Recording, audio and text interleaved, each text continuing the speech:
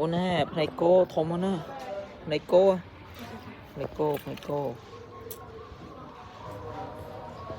អើចែកធ្វើខ្ញុំថតអូយ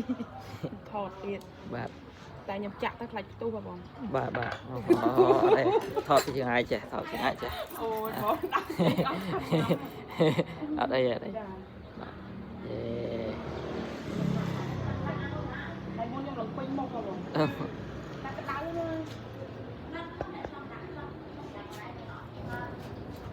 ហើយអេកុំនៅចិត្តពេកអូយខ្ញុំក៏ស្រីដែរមកអូបើយើងហាន់តែចាត់អីទេអូតែមិញដូចតឹបតាក្តៅមួយផ្លែទេមិញមើលទៅប្រហែលអីទៀតហ្នឹងចាំមើលសិន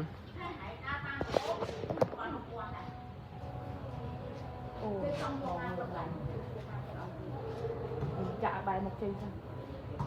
ខ្លាចដែរអូយអូអត់អីចាក់ចំដែរតែកដាលតែ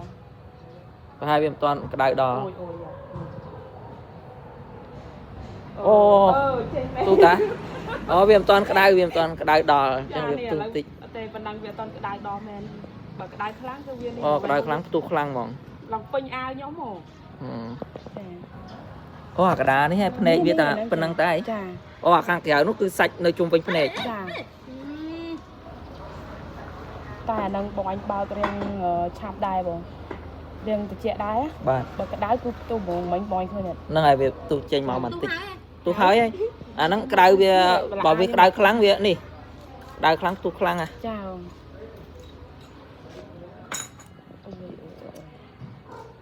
អូវាស្តៀងភ្នែកមឹកដែរតាភ្នែកមឹកថក់ទូចអញ្ចឹងវាភ្នែកមឹកយើងដាក់ទៅវាផ្ទុះអានេះចានេះផ្ទុះអាហ្នឹងហ៎ហើយនេះហើយឆ្ងាញ់ហើយ